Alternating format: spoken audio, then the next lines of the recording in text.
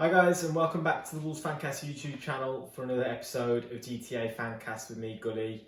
We're looking back at the 1-0 defeat to Liverpool, where I actually think for the first time in a while Nuno got it right from a tactical perspective.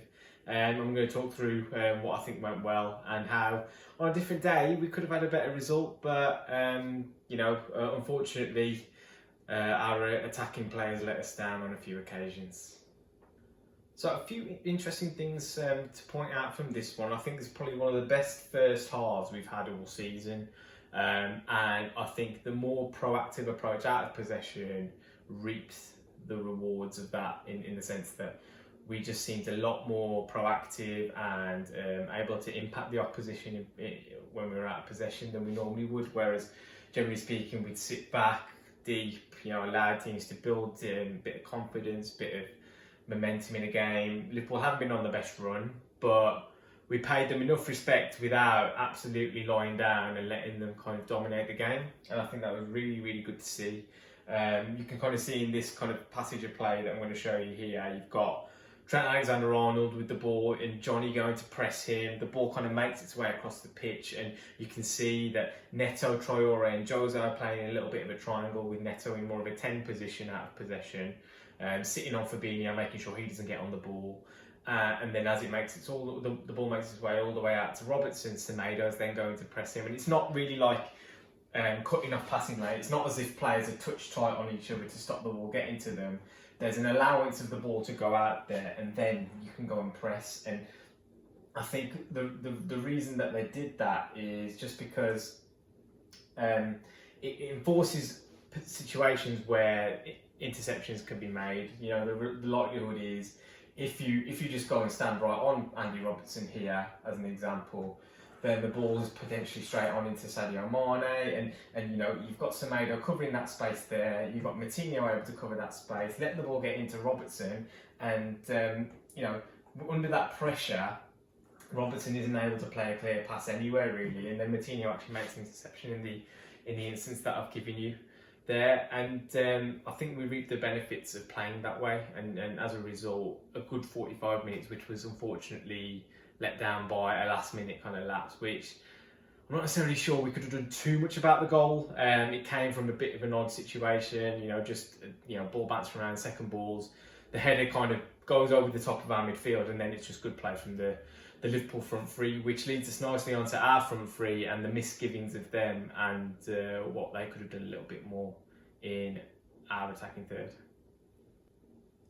Now, as we saw in this game, there were quite a few kind of nearly moments for Wolves, which with a little bit more composure, a little bit more caretaking in possession, we could have made a lot more of. I think there was clearly a more attacking kind of incentive for the wing backs based on the fact that Sadio Mane, Mo Salah in particular, they kind of cheat, as we say, in the sense that they won't track you back. Rather than worrying about them and trying to be overprotective in possession and not allowing Semedo etc.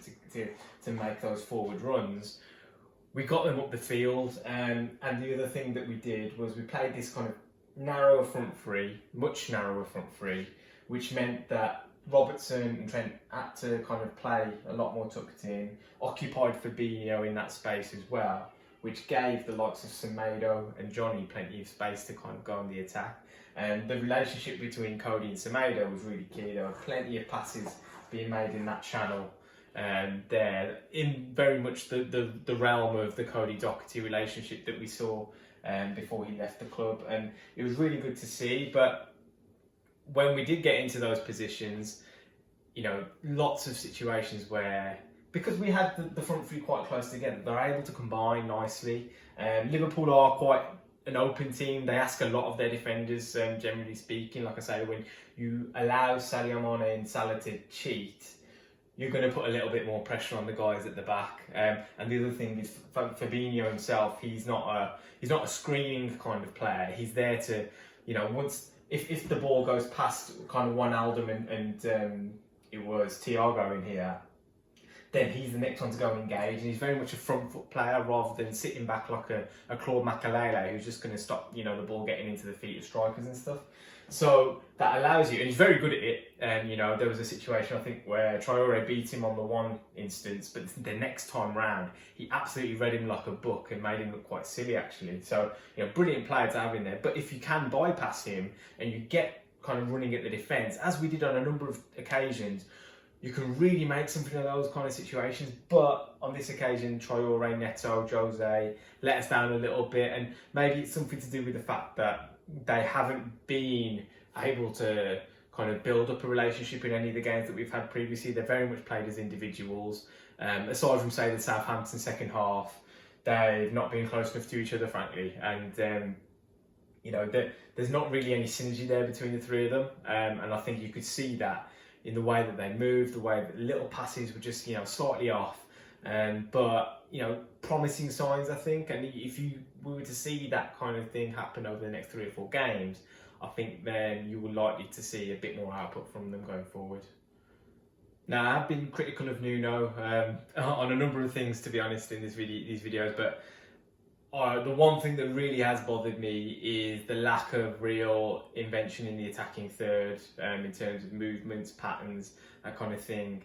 We've often seen kind of Traore just kind of a Neto marooned out wide, get the ball into their feet, ask him to take someone on, and then cross the ball. And there was still very much that remit to cross the ball, and we put plenty of balls into the box, but without real accuracy, intent to get on the end of things. We created a few chances, but didn't really create anything clear cut from those methods. But there was an interesting kind of movement with Traore that I thought bore a little bit of fruit on this occasion. Again, caveat that you've not got your wider forwards from Liverpool tracking back, so he's unlikely to be doubled and tripled up on as he might do in other situations, in other games. But there was a little situation where he's playing to the right of this front two, kind of really, with Jose, and Neto tucked in behind. So down the middle of the pitch, you kind of split it in two. Traore had the licence to go out there, Jose was out there, and Neto was kind of given that freedom to go out and play. Now, when we've played with a front three kind of in this shape, what you found often, like I say, is Neto and Traore end up playing out wide, trying to build up some kind of relationship with Semedo and Johnny respectively, but what just ends up happening is, against other teams, more likely, you just get plenty of bodies in there and they can't really build anything. And they just crowd themselves out, taking extra defenders with them, whereas when you've got Neto and Traore, you really want them to have one-on-one situations as often as possible. And so we've had to be a little bit clever around that and try and give them more favourable situations to attack defenders in. Now, like I say, we had this kind of number 10 with the 2 strikers, and what often happened was if the ball got played out to Semedo, obviously he would naturally take up the wider position. Traore would be tucked inside him, he'd have comfortable possession, but obviously naturally these guys are drawn out there. Semedo would, generally speaking, come inside, and then you'd see that switch between the two, where Semedo would take a position out in this kind of area, and Traore is out here, and then the ball can go into Traore, and he's got a bit more of a favourable situation to actually attack his fullback. The other thing that I like to see was, and this was something that we used to do with Doherty as well, is that when the ball gets into this kind of area, and we don't necessarily see there being a route to goal or a route into getting a crossing, the ball will come back. It'll come back into Cody, and as that defence kind of pushes up, everybody else gets drawn back in towards the play.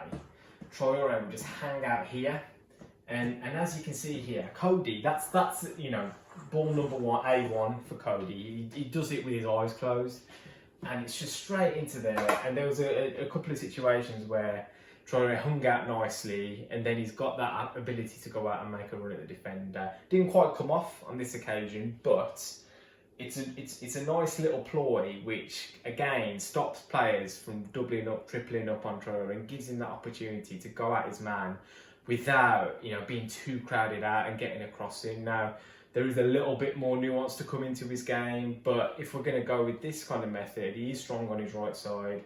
He is a little bit more comfortable in that area of the pitch, I think, anyway. And when we've had him like the Villa game, I think, you know, he was totally nullified by playing on the left. And we should have made that switch during that game. But when he's here, you know, and there's no defender in the world that's going to be able to kind of stop him getting across in, really. So I'd like to see that a little bit more kind of nuance, like that kind of little movement there going forward. So I'll leave the Liverpool game there. We have obviously got quite a break between now and our next fixture against West Ham, not till April. I am planning on putting some content out from a GTA perspective in that time, but why don't you guys get involved? Let me know what you want to see, and if there's any things that you spotted from a Wolves perspective that you might want to prove, disprove. You know, we've talked about Nuno changing things systematically.